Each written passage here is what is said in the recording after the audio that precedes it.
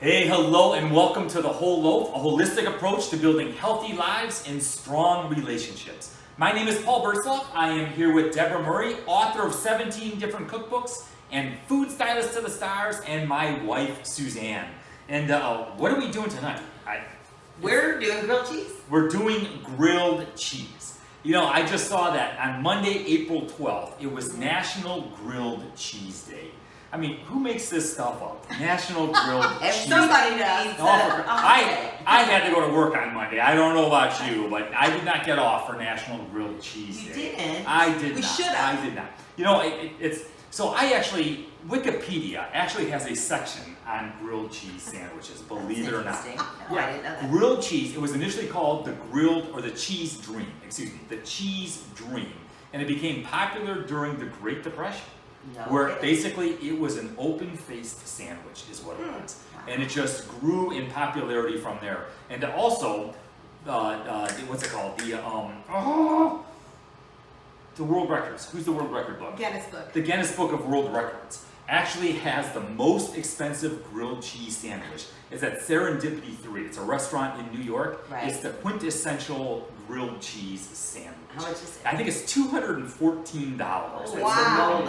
Yeah. What do they do? Put truffles on it or Yeah, something? actually, you know this, don't you? So they put truffles. The bread is made with Dom Perignon. Wow. And then there's gold slices on it as well. It. So I don't know if that's what you're making here tonight. And then or if not. you get it at Serendipity, you probably get the iced hot chocolate along with it. I don't. Yeah, You've been there. You've eaten this grilled cheese sandwich, haven't you? I haven't. Not a $200 grilled She's cheese. very familiar with the quintessential grilled cheese sandwich.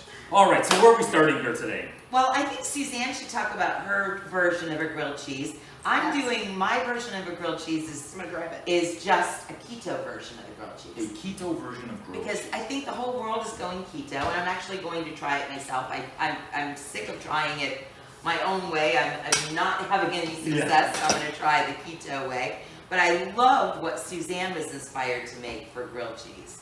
This is so delicious and so easy, and if someone wants you to bring an appetizer to a party, this is the dish that you need to bring. And it is baked brie, and there's a little bit of raspberry preserves on the inside, and it's actually wrapped in a puff pastry. Absolutely delicious. Paul loves it, and it has to cool before I can cut into it. But I wanted to show you all what it looks like, but while we're all here, I'm going to just start making a brand new one so you can see exactly what I do. Right. But super easy. So you can pay attention to Suzanne as she constructs the baked brie. Right. And, you know, I was thinking back thinking about this. This is that time of the, I don't know about you, but, you know, at times you feel like you just had enough. You're like, enough, right? Enough is enough. And I got this sense right now that a lot of people, they're just feeling this weight on their heart. You know, it feels like they're stressed out, they're heavy in spirit, they're overwhelmed, worried, you know, battling fear and battling anxiety, you know, a difficult season in life. And I don't know about you, but it's like, I know a lot of people who just feel overwhelmed again. Maybe that's even you. Yeah, I mean, it's just like the pressures of life are just weighing heavily. It seems like no matter how hard you go, no matter how hard you try, it's like 3 steps forward and 4 steps back. And it's almost like you're losing ground at times. Like doggy paddling up the river. Up a river, that's right. And it's a fast-flowing river, and you're not going anywhere quick. You know, there was a man in the Bible. His name was Elijah. And Elijah, he was a lot like us. You know, Elijah, he loved God. He served God, but Elijah, he struggled with anxiety, and he struggled with fear. Elijah was called by God to go to King Ahab and his queen Jezebel. Now, Ahab was kind of a nasty guy, okay? I mean, he was kind of a rotten guy, but he looked like Mother Teresa compared to his wife Jezebel. I mean, she was just horrific. And so God sends Elijah, his prophet, to King Ahab to basically call Ahab out on his sin. All right, and so Elijah does this. He goes to Ahab, he calls him out, and he tells Ahab that there's going to be a drought. 3 years, this drought is going to take over the land. And it happens just as Elijah said. So Elijah, he beelines out of there. He goes down by the river where he rents a van. Now he's living down by the river. And God sends ravens to feed Elijah. And Elijah's eating meat and bread. And God's taking care of Elijah. Okay, and there's all of this, the woman at Zarephath and her son. And Elijah gives them enough food to eat, or God through Elijah gives them enough food to eat. And then all of a sudden, God calls Elijah to go back to King Ahab and Jezebel. And he faces off against 450 prophets of Baal. 450 prophets. I mean, that takes courage, doesn't it? Yeah. To face off against 450 other. I mean, I faced off against the kindergarten class once. I was scared to death. I mean, have you ever tried to teach? Do you ever try to teach in kindergarten? Yeah, I did. It's scary to have all those things. And then all of a sudden, he faced off against 450 prophets. And do you remember the story? Okay, so Elijah gives this challenge. And he says to the 450 prophets of Baal, I want you to take a cow, you slaughter the cow, and then you call upon your gods, okay, to devour the cow with fire. And so the prophets of Baal, they do it, right? And they're dancing around this slaughtered cow, and they're praying to their gods, and nothing is happening. All of a sudden, Elijah, he's talking smack, he's giving them grief, and then all of a sudden they start cutting themselves, and they think that maybe if we offer a blood offering, then our gods will listen. Okay, and Elijah, once again, he's talking smack the entire time. And then all of a sudden, Elijah says, I'll tell you what, he takes his cow, he cuts it up, and then he pours 12 large jars of water on it. He prays to the Lord, 12 large jars of water. He prays to the Lord, and all of a sudden, the cow and all of the water is consumed by the fire. All right, well, that's impressive. Yeah, so the people are praising Elijah and praising the true God, and Elijah has them slaughter the 450 prophets of Baal, which does not make Jezebel happy. No. All right, no, now she's really ticked. And so she makes a pledge by the name of her false gods that within 24 hours she was going to take the life of Elijah. Okay, Elijah, he was completely and totally overwhelmed. I mean, he begins to panic. He's stressed out. He's anxious. He just completely and totally falls apart. And this is what it says in 1 Kings chapter 19, and we're going to talk about what you're making here. Oh, no problem. In 1 Kings chapter 19, the Bible says, Elijah was afraid, and he ran for his life. When he came to Beersheba in Judah, he left his servant there, while he himself went a day's journey into the wilderness.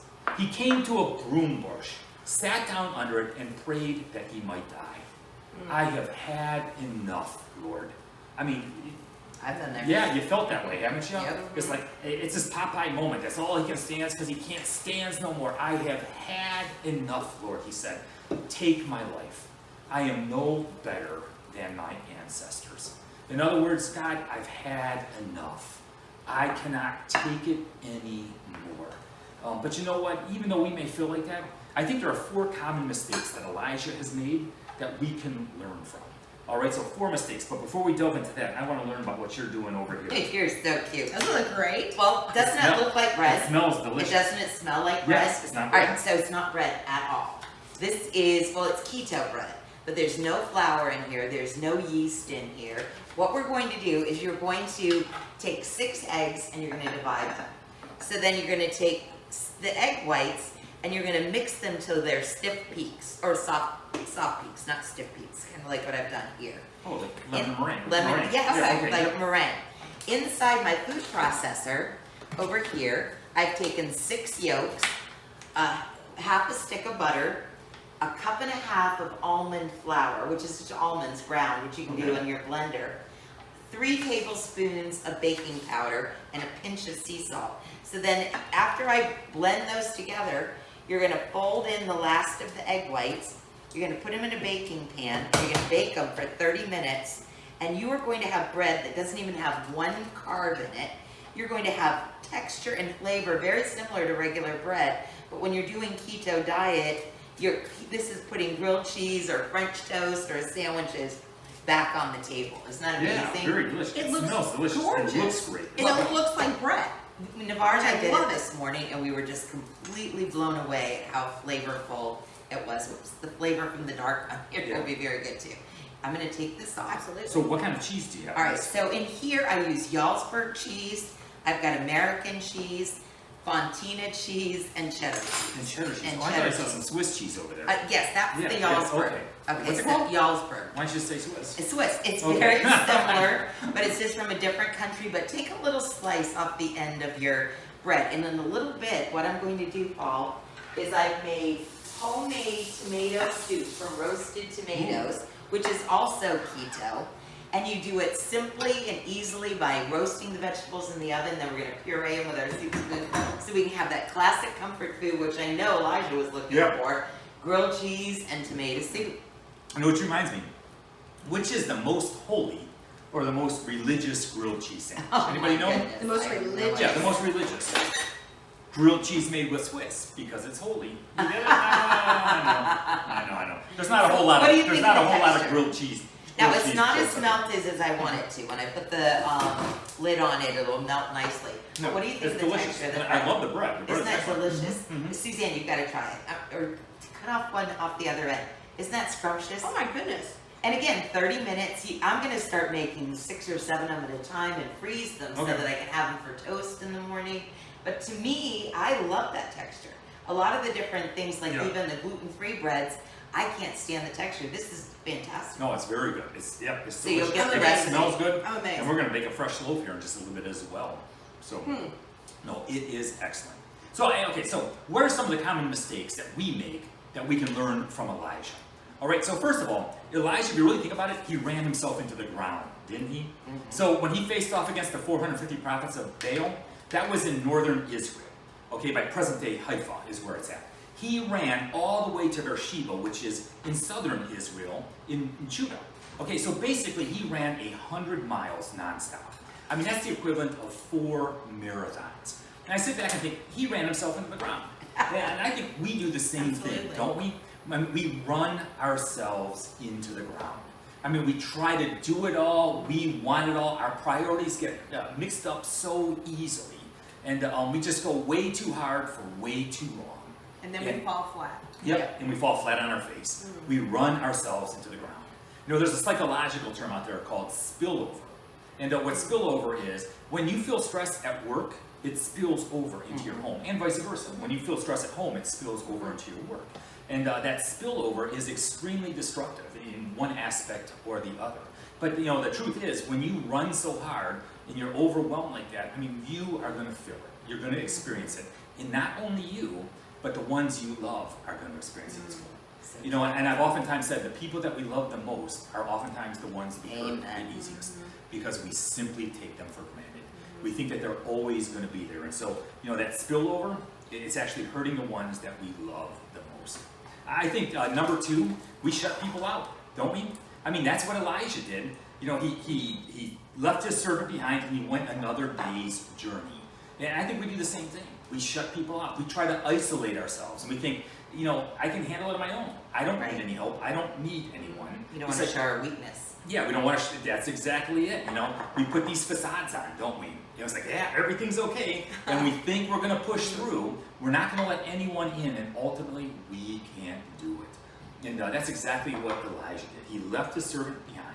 He went on thinking he was going to be able to handle everything on his own. And also, I think we focus on the negative.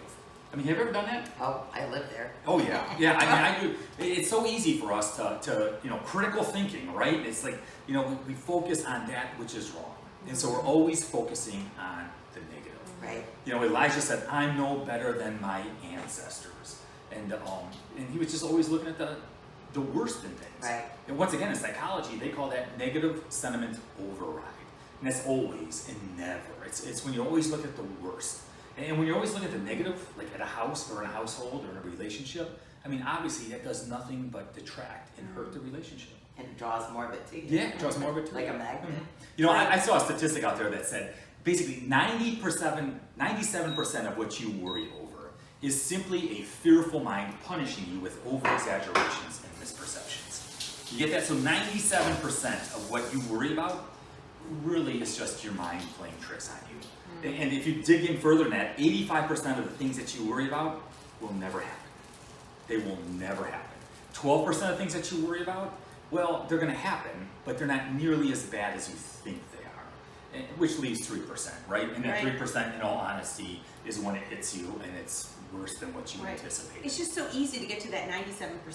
Oh, yeah. Right? Your mind always goes to the absolute worst. Yeah. Oh, yeah. And it's Oh, yeah. so hard, no matter how much you try to, you know, do self-talk positive and what mental have you. attitude. And it's very art. difficult. It is. Yep. And I always can equate it to like Satan. I know that sounds silly, but it's like that voice that constantly wants to just remind you. It's like that voice in yourself. It's just constantly bringing you back to that bad spot. Well, you know, it's about perspective. You know, whatever you look at, you draw more to yourself. But I don't know about you guys, but lately, at least since the pandemic, I find myself focusing on that little pea under the mattress instead of on how nice the mattress is.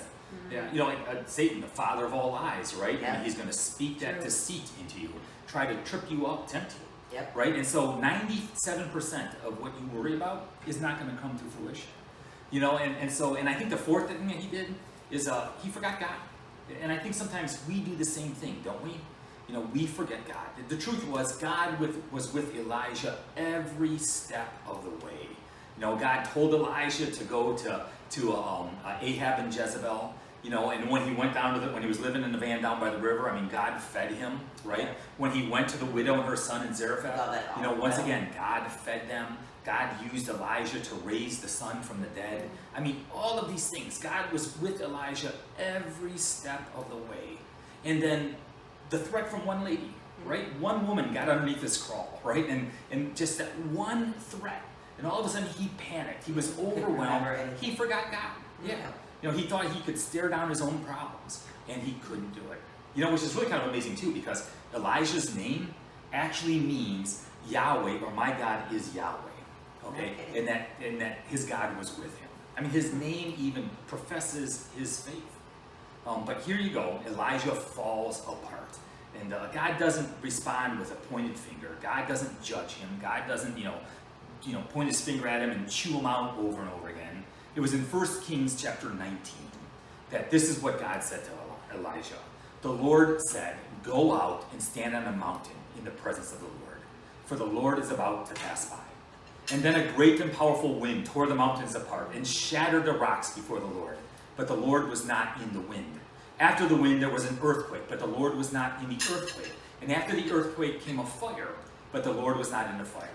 And after the fire came a gentle whisper. And it was God that was in the whisper. You know, I find it amazing because God did not come in the remarkable. Right. God came in a whisper. And he came in something that was ordinary. And why did God come in a whisper? And I think that goes back to St. Paul. Okay, Right. St. Paul in Philippians says, "Rejoice in the Lord always." I'm going to say it again, rejoice. "Let your gentleness be evident to all. The Lord is near." And see, I think it boils down to that. You know, God came in a whisper because, you know, just think, hey, Elijah. God was near. And God spoke into his life. You know, "I'm with you always. Elijah, you have nothing to fear. Elijah, I'm right here with you every step of the way." And so God does not always come in the remarkable, but oftentimes God comes in the ordinary. I love You that. know, yep, and because he is near. His proximity is close, God is near, and his return is close. God is coming back soon. All right. Oh, now we're still cooking over here. I mean, we're not only not cooking preaching, but we're cooking over here, We're huh? cooking and preaching. All right, so remember I told you when we're doing grilled cheese sandwiches, I mean, what is the one thing that you pair with a grilled cheese Tomato sandwich? soup. You do Always. the Tomato soup, yep. And I grew up loving the condensed tomato soup. I mean, that was one of my favorites. But now as a foodie and someone who adores tomatoes, Say Campbell's, this that's good stuff. is really good Oh stuff. my goodness. There's like grilled tomatoes in there. So what I've done with this is you saute some garlic and some onions, sweet onions, and a little bit of olive oil. Then I cut ripe tomatoes in half, season with salt and pepper, and I roast them in the oven for 1 hour. All right, so what happens when you're roasting tomatoes, Paul, is the natural sugar comes out of the onions and the garlic and the tomatoes, so it becomes very, very sweet and beautiful. Now what we're going to do is we're going to add just a touch of chicken stock, and most people like their tomato soup a little creamy, so we're going to add just a touch of heavy cream, or we could add butter, and then we're going to use the immersion blender and puree it, and we're going to have homemade tomato keto soup. There's no sugar in it except for the natural sugar from the... That's right, sorry. He's so funny. And then... You're doing really well though. Yeah, we will stand and talk to you from back here. I needed a splash card. Yeah. Almost there.